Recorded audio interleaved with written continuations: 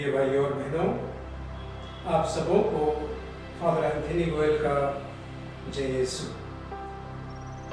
आज चालीसा का 5वां रविवार है और इस 5वें रविवार पर हमारे मनन चिंतन का केंद्र बिंदु है हमें यीशु को देखना है। We want to see Jesus। बाल यीशु पर आधारित एक सच्ची घटना मैं आपको बताना चाहता हूँ। पवित्र परिवार नाज़रेत में रहता था और नाज़रेत एक छोटा सा गांव है जहाँ पर लोग किसानी काम करते थे, मछली मारने का काम करते थे और छोटा व्यवसाय करते थे। उनके जीवन में अगर मान लो कभी भी कुछ दुख आता था, कुछ संकट आता था, कुछ परेशानी आती थी, तो वो हमेशा एक दूसरे से यही कहते थे, चलो हम यीशु को देखेंगे। और वो लोग जाते थे और यीशु को देख करके उनके जीवन के जो दुख हैं, जो तकलीफ हैं, जो परेशानियां हैं, वो सब दूर हो जाती थी। भाइयों और बहनों, हमारे जीवन में भी दुख तकलीफ आते हैं, परेशानियां आती है। क्या हम भी उसी विश्वास के साथ में ये कह सकते हैं कि आओ हम यीशु को देखेंगे और हमारे जीवन से दुख, तकलीफ और परेशानी दूर हो जाएगी। आज के सुसमाचार में संत यूहन्ना अध्याय 12 वाक्य 20 से 33 में हम सुनते हैं कि यूनानी लोग जो पास्का पर्व पर आराधना करने आए थे, उन्होंने फिलिप से कहा, हमें यीशु को देखना है। We want to see Jesus। यीशु को देखने के लिए सिर्फ गरीब लोग ही नहीं तरसते थे। यीशु को देखने के लिए सिर्फ बीमार लोग ही नहीं तरसते थे, लेकिन यीशु को देखने के लिए ज्ञानी और महापुरुष लोग भी देखने के लिए आते थे और उनकी इच्छा थी। इतना ही नहीं, हम लोगों ने सुना कि क्रिसमस के बाद में, प्रभु यीशु क्रिस्त के जन्म के बाद में जो 3 ज्ञानी लोग आए, जो किंग्स आए, जो यीशु को दंडवत करके अपने अपने तोहफे देना चाहते थे, उन्होंने भी अपनी इच्छा व्यक्त की कि हमें यीशु को देखने का है। उन्होंने राजा हेरोद से कहा कि ये बेथलेहम में एक राजा का जन्म हुआ है और हम उसको देखने आए हैं। तो कहने का मतलब ये है कि दीन दुखियों ने, राजाओं ने, महापुरुषों ने, ज्ञानियों ने, सभी व्यक्तियों ने यीशु को देखने की अभिलाषा व्यक्त की है।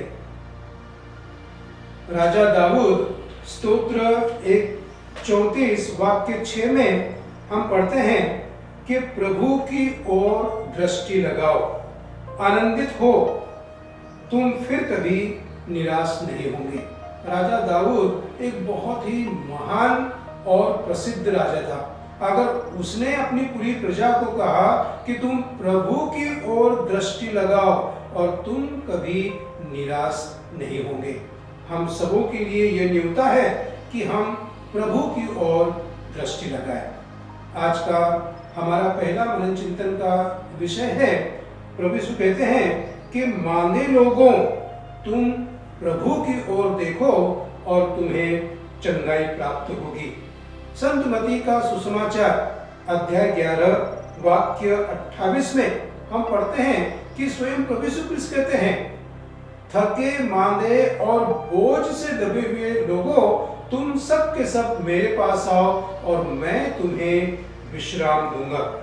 हमारे दैनिक जीवन में भाइयों और बहनों, दुख तकलीफ आती है, परेशानियां आती है, संघर्ष का जीवन हमें जीना पड़ता है, लेकिन हमारी जवाबदारी है, हमारा ये कर्तव्य है कि हमें दूसरों को ये प्रोत्साहन देना होगा कि आओ हम प्रभु के पास चले, हम उसको देखें और हमारे जीवन की जो तकलीफ है, हमारे जीवन में जो थकावट है, जो बीमारी है, वो प्रभु हम दूर कर देगा।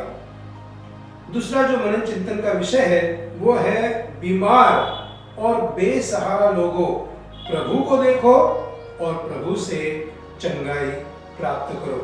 यीशु इस दुनिया में आए और वो गांव-गांव, शहर-शहर जा रहे थे और जहां भी जाते थे बीमार लोग उनके पास में आते थे। एक ही इच्छा उनकी थी कि अगर मैं प्रभु यीशु के मात्र कपड़ों को छू लूं तो मैं चंगा हो जाऊंगा, और इस उद्देश्य से लोग उनके पास में आते थे और वो चंगा हो जाते थे। संत मार्क का सुसमाचार अध्याय 10 वाक्य 46 में हम पढ़ते हैं कि यरीको का जो अंधा व्यक्ति था उसने भी इच्छा व्यक्त की कि मैं भी प्रभु को के पास में जाऊं, उनके कपड़ों को छू लूं, लेकिन वहां पे जो भीड़ थी वो उसको मना कर रहे थे कि तू चुपचाप रहे।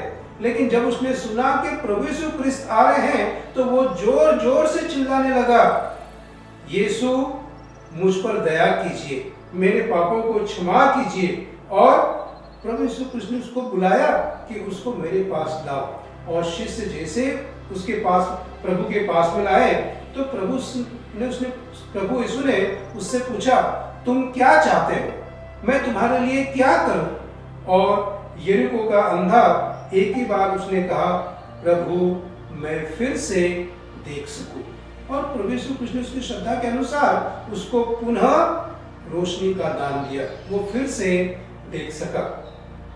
फिर से मत्ती का सुसमाचार अध्याय 15 वाक्य 21 से 28 में हम पढ़ते हैं, कनानी स्त्री वो दाऊद प्रभु के पास में आती है और कहती है कि दाऊद के पुत्र मुझ पर दया कीजिए, मेरी बेटी अबदूत से परेशान है। जो अबदूत है, बुरी आत्मा है, उसको बार बार परेशान करता है। और प्रभु यीशु क्या कहते हैं, बच्चों की रोटी लेकर पिल्लों को देना उचित नहीं है। लेकिन कनानी स्त्री कहती है कि फिर भी स्वामी, जो मेज से गिरा हुआ चूरन पिल्ले खा ही लेते हैं। प्रभु यीशु कृष्ण ने उसकी श्रद्धा को देखा और प्रभु यीशु कृष्ण उसको उस पर तरस आया, और प्रभु यीशु कृष्ण ने कनानी स्त्री की बेटी को फिर से शुद्ध किया, उसे अबदूत आत्मा से अच्छा किया। भाई और बहनों, हमारा जो तीसरा आज का केंद्र बिंदु है हमारे मनन चिंतन का, वो है कि सभी पापी लोग प्रभु के पास में आओ, उसको देखो और अपने पापों से मुक्ति पाओ। प्रभु यीशु ख्रिस्त हम सबों को इस दुनिया में बचाने के लिए आए, हमें हमारे पापों से मुक्त करने के लिए आए, और उसने अपने लहू के द्वारा हमें हमारे पापों से मुक्त किया है। संत यूहन्ना का पहला पत्र अध्याय 2 वाक्य 1 से 2 में हम पढ़ते हैं, बच्चों तुम पाप न करो, किंतु यदि कोई पाप करता है तो पिता के पास हमारा सहायक विद्यमान है, अर्थात ईसा मसीह। संत यूहन्ना से कहते हैं कि हम इंसान हैं, हमसे बार बार गलती हो जाती है, लेकिन ईश्वर के पास में हमारा सहायक है जो हर समय प्रार्थना करते रहता है कि हम पाप से बचे रहे। प्यारे भाई और बहनों, ये जो उपवास काल है हम सबों को यही आमंत्रण देता है कि हम प्रभु के पास आए, उसके ऊपर दृष्टि डालें और अपने बीमारी से चंगाई प्राप्त करें, अपने पापों से मुक्ति प्राप्त करें, और इस प्रकार ये जो चालीसा है हमारे लिए कृपा का समय होगा, आशीष का समय होगा। God bless you.